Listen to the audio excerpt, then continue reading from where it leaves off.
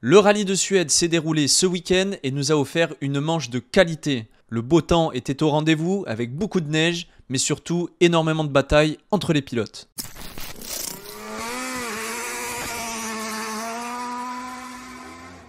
Bonjour à tous, j'espère que vous allez bien. On se retrouve aujourd'hui pour une nouvelle vidéo où on va décortiquer ce qui s'est passé ce week-end au rallye de Suède. Avant que la vidéo commence, n'oublie pas de t'abonner et liker la vidéo. Ça m'aide énormément et ça permet de développer la chaîne.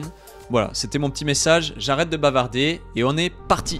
Pour cette manche, Toyota était présent avec 3 voitures. Kaja Rovanperä, Elfyn Evans et Takamoto Katsuta. Katsuta et Aaron Johnson réalisaient un bon début de rallye en occupant la 5e place du général au départ de l'ES5. Katsuta scratch même dans l'ES4, son premier de l'année 2023. Malheureusement, il part à la faute dans l'ES5 où il tape un mur de neige et fait un tonneau qui endommage sa Toyota Yaris. Il parvient malgré tout à finir la spéciale et tente de repartir en suivant, mais il devra abandonner pour problème mécanique survenu à la suite du crash. Il repartira en Super Rally et malheureusement, il ne pourra pas prendre part à la Power Stage à cause d'un nouveau problème mécanique. Elfyn Evans et Scott Martin ont été en difficulté tout au long du rallye par rapport aux résultats que l'on peut attendre d'eux. Evans termine le rallye à la 5e position et aura squatté cette place tout au long de l'épreuve. Seule petite erreur commise, un tête à queue suite à une touchette avec un mur de neige qui lui fera perdre une bonne vingtaine de secondes. Il sauve l'honneur en empochant le 2e temps de la Power Stage. Enfin, les champions du monde en titre, Kaja Rovanperä et Jonne Altunen, terminent eux à la 4e place du rallye. Dans l'ensemble, un bon rallye avec une première journée où il a ouvert la route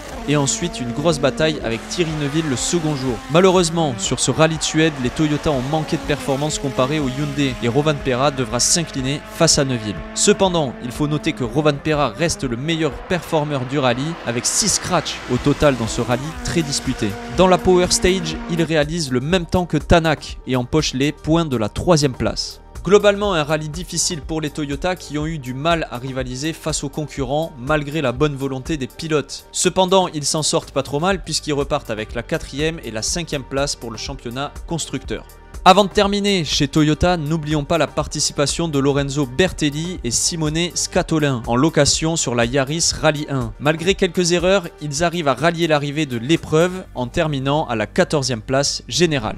Hyundai a réalisé un superbe rallye en plaçant 2 de ses 3 voitures sur le podium. On commence avec Esa-Pekka Lappi et Jane Ferm qui terminent le rallye à la 7e place. Un résultat décevant par rapport à la prestation proposée par l'équipage. Lappi réalisait un excellent rallye en étant à la 3e place tout au long de l'épreuve. Mais malheureusement, les pneus lui joueront un très mauvais tour qui ruinera sa belle performance. Oui, sur la neige, vous ne rêvez pas. Alors qu'il était parti pour réaliser un superbe temps dans la Special 13, il se fera surprendre dans le dernier virage par un de ses pneumatiques qui lâchera et lui fera perdre le contrôle de sa voiture dans un mur de neige. Il est tanké et ne peut pas sortir sans l'aide du public qui mettra près de 7 minutes pour le sortir de là. Très frustrant pour le pilote finlandais qui réalisait alors jusqu'ici un excellent rallye. Il se vengera et sauvera son honneur en prenant les points du meilleur temps de la Power Stage. Thierry Neuville et Martin Wiadege terminent le rallye à la 3e place. Un bon rallye avec une montée en puissance au fil des journées. Pourtant 6e jusqu'à la spéciale 11, il attaque très fort le samedi pour réaliser une superbe remontée. Le samedi, il bataille avec Rovanperä mais parviendra à s'imposer pour la 3e marche du podium en réalisant 4 scratchs sur la journée.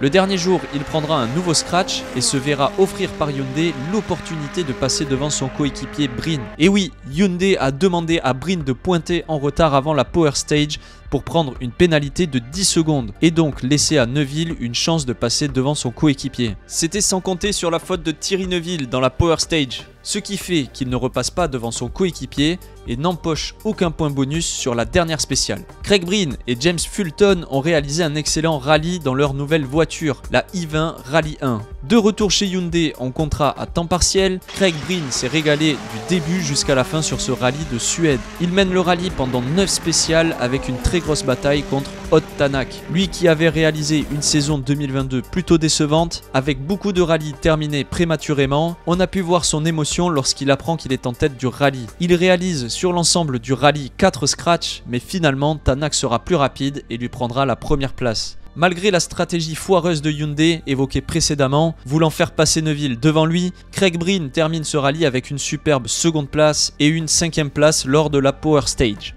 Bref, Hyundai nous a fait du Hyundai. On est seulement au deuxième rallye de la saison et on commence déjà à tenter des stratégies. Et surtout en prenant des gros risques. Parce que oui, Rovanperä est à moins de 6 secondes derrière Neuville à l'arrivée. Donc ça aurait pu coûter très cher, je sais pas, une panne mécanique ou une erreur des pilotes qui aurait pu être plus grave. Et ça aurait donné l'opportunité finalement à Toyota de marquer plus de points que prévu. Cependant, hormis ce détail, on peut noter que les Hyundai ont été très performantes tout le long du week-end, puisque Lappi était très performant, Brin a été très performant aussi, et Neuville a réalisé une superbe remontée l'avant-dernier jour du rallye. Ça donne plutôt confiance pour les prochaines manches et donne de bonnes perspectives.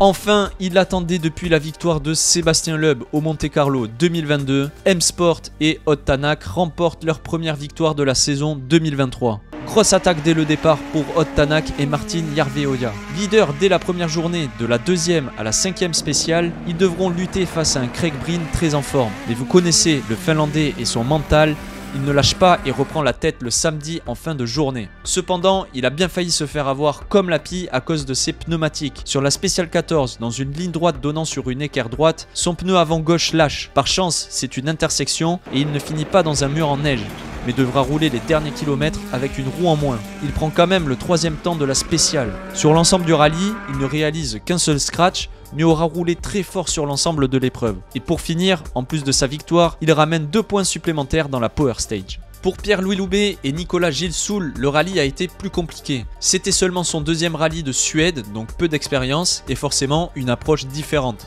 Malgré ça, il rentre avec une belle 6ème place générale en arrivant au bout du rallye. Et ce n'était pas gagné. Dans la Power Stage, la voiture se met à fumer dans les derniers kilomètres. L'équipage décide de ralentir, puis de s'arrêter pour éteindre la fumée. Suite à ça, ils terminent la spéciale en hybride et parviennent à rallier l'arrivée du rallye. Dommage que le rallye se termine de cette manière, mais au moins il est à l'arrivée et peut marquer des points. Deuxième rallye seulement avec la Puma et déjà une victoire pour Ott Tanak. Il faut tout de même veiller à la fiabilité des voitures parce que déjà dans les 2 premières manches, elles ont montré des faiblesses entre le Monte-Carlo et les directions assistées qui ont lâché. Et ici, Pierre-Louis Loubet qui se retrouve avec une B-moteur qui fume. Il faudra faire attention à ce que la fiabilité ne vienne pas ruiner les résultats. Malgré ça, ça annonce aussi du très bon chez M-Sport pour la suite de la saison. Et ça promet une très belle bataille entre les 3 constructeurs, et à savoir les 3 pilotes tête d'équipe, Rovanperä, Tanak et Neuville.